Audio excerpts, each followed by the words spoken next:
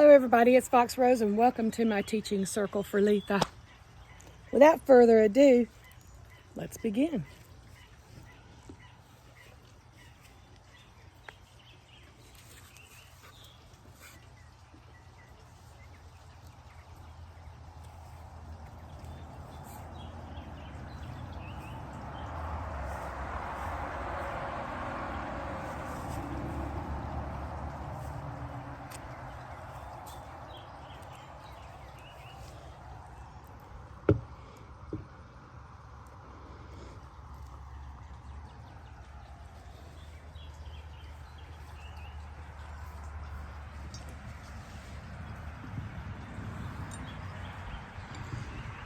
Creature of earth, I bless thee.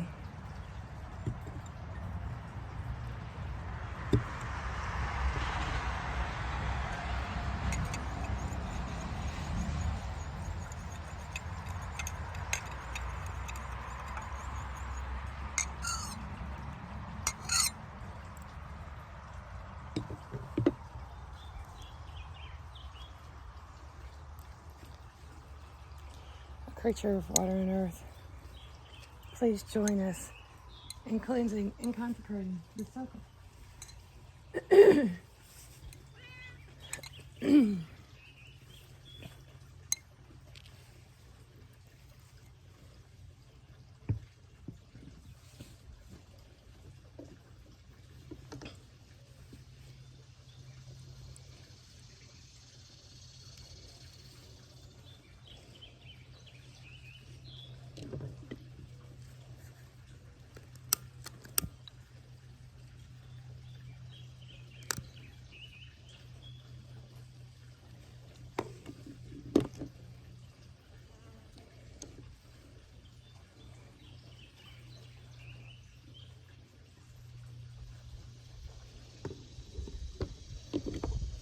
Get one light.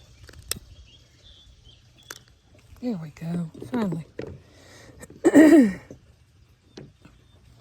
Creature of air, please join me in cleansing and consecrating this circle.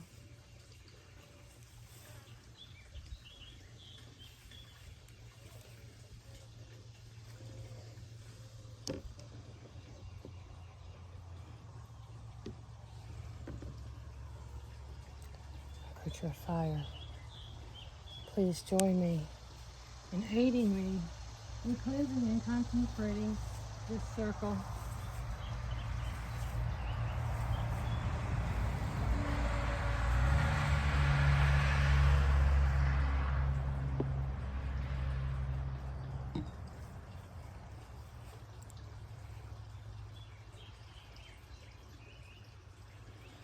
Oh, ancient ones of north and earth, please join me and lead me and protect me in this rite. Hail and welcome.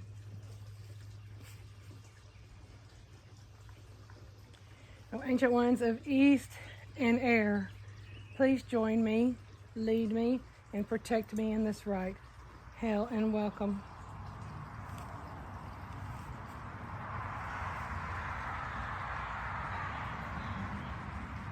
Oh, ancient ones of south and fire, please join me and lead me in this rite and protect me. Hail and welcome.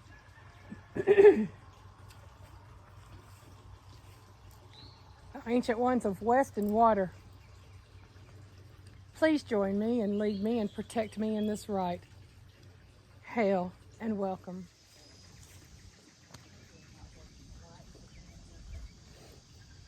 Blessed Goddess and great God, please join us and lead us and protect us in our rite, in this rite. Hail and welcome. By hearth, by fire, by flame, by vine, this space and all within are mine, held by the ever-circling wheel of stars, the crown of Arianrod, called by the Lady of the Dark Moon, summoned by the Lady of the Cauldron, as the white horse crosses the moors. As Shanna, fox goddess, calls her kits. As Ran, wolf goddess, leads the hunt. Daughter of the Anu, moon priestess, dragon rider, storm caller, baby bringer.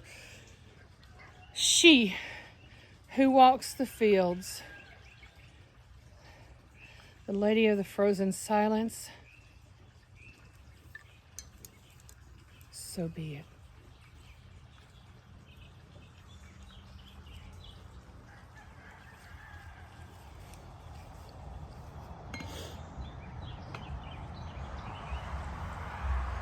Let's pull up a chair.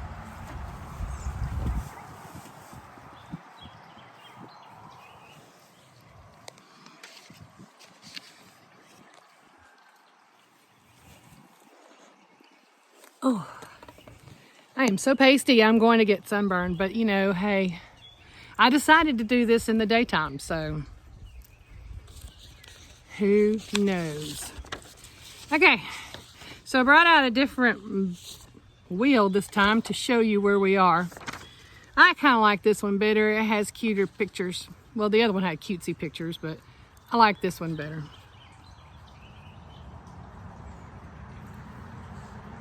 Make sure I show it to you the right way.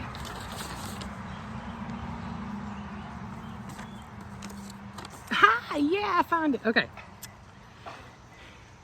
So, last time we were talking, we were in Beltane.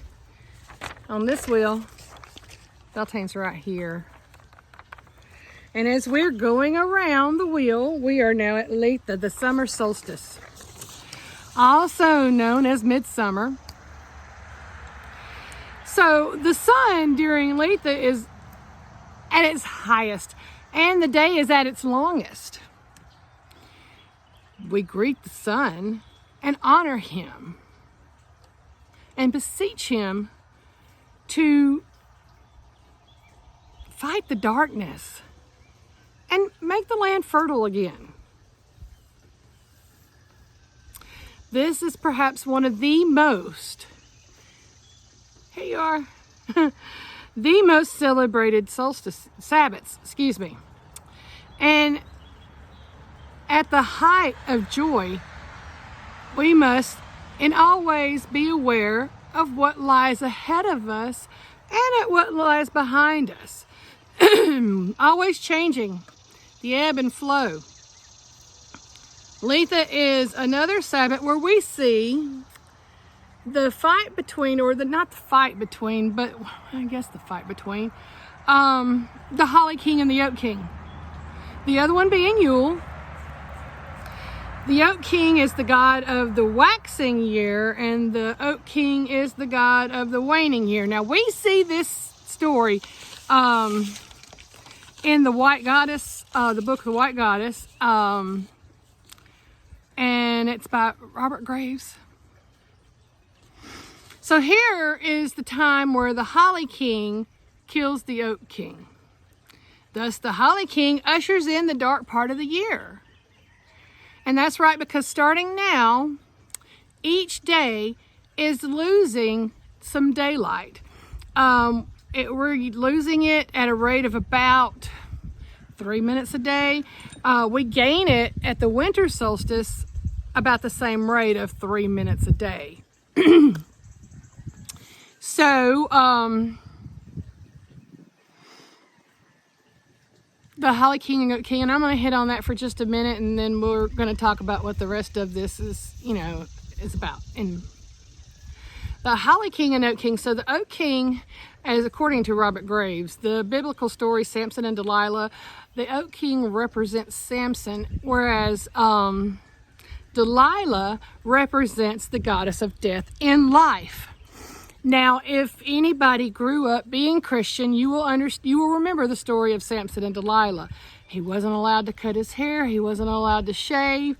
And so in his sleep, Delilah cut his hair and she shaved him clean. And so what happened? He was so strong before that, so strong and powerful. And as soon as she did, he lost that strength and power. thus representing she practically killed him. But in a time, and I can't remember exactly the whole story, but I do remember at some point he was blind and he was being forced to work. He ended up being a servant. And so then later on, he meets her again. But this time, it's in a temple. Excuse me, I didn't bring a drink with me. This time, when they meet in temple space or out in a courtyard. I can't exactly remember. And Samson, in all his chains, beseeches to have strength again, and he puts his hand on either side of the columns and he pushes them, essentially wiping out wiping out his enemies. He regained his power. So the goddess, unlike the god in this particular issue, she never dies. Therefore, she never has to be reborn like Samson was, because see, if you listen to the story, he essentially died, but when he regained his strength again, after he besieged for his strength, he was reborn and took out his enemies. The goddess, she never dies. She only shows us different faces, the maiden and the mother and the crone. And by doing that, you know, she can speak with you and relate to you in your different phases of life. She never changes. She just shows you different faces. So, but this particular Sabbath is all about changes and transitions. You know, like the goddess, she transitions. She doesn't change, but she transitions. Maiden, mother, and crone. She doesn't die. She goes down into the underworld and stays there for a little while, and then she comes back, renewed again. She doesn't have to, but she does. That's the, you know, when she goes down, the earth kind of, you know, has its phase where it's not necessarily dead. The trees don't die. They just lose their leaves. But during spring, they come out again. This festival is both a fire festival and a water festival. Both of those elements are extremely transformative. And fire, you know, you've heard about forged in fire. Well, forging, this is exactly what we're talking about. In fire, you are molded, transformed into what you are to be. Then what happens while it's still flaming hot, red hot poker, pretty much, you're doused into the water and hardened and strengthened. And this is what we're talking about here. This is what we're talking about. The fire transforms you and puts you all together and makes you what to look like, and then you're plunged into the water to strengthen and harden. It's tempered, so to speak. So again,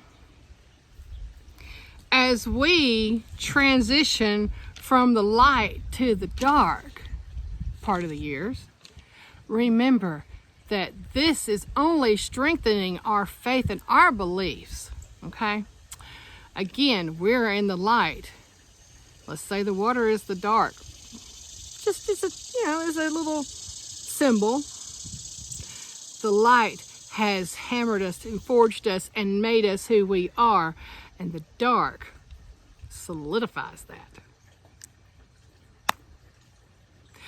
So there, with that, I'm going to stop for a minute, and I'm going to say again, please like and subscribe to my channel and tell me what you would like to learn about. I haven't really heard from a lot of people, so help me out with that.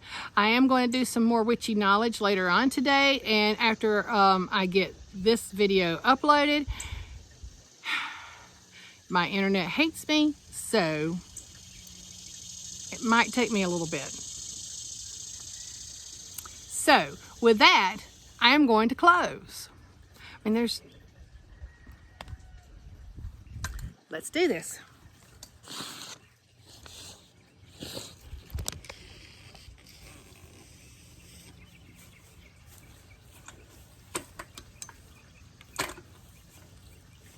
I'm gonna move my chair and straighten up my camera. This thing. There we go.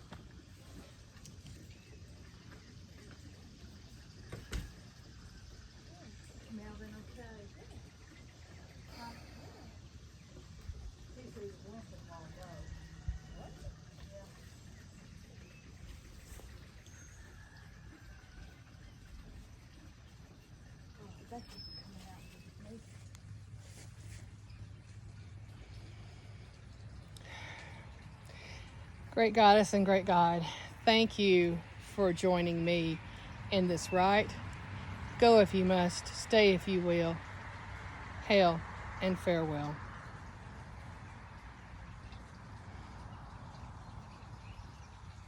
Oh, ancient ones of north and earth, thank you for joining me in being here and protecting me in this rite.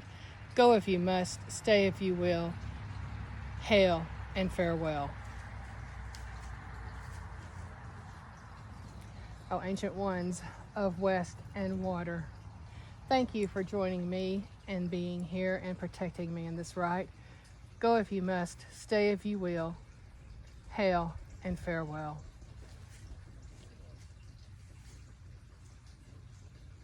Oh, ancient ones of south and fire, thank you for joining me and leading me and protecting me in this rite.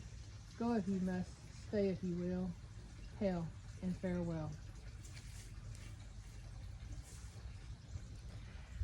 Oh, ancient ones of east and air, thank you for joining me and protecting me and leading me in this rite. Go if you must, stay if you will. Hail and farewell. The circle is open, but it's not broken. Merry part until we merry meet again. Goodbye.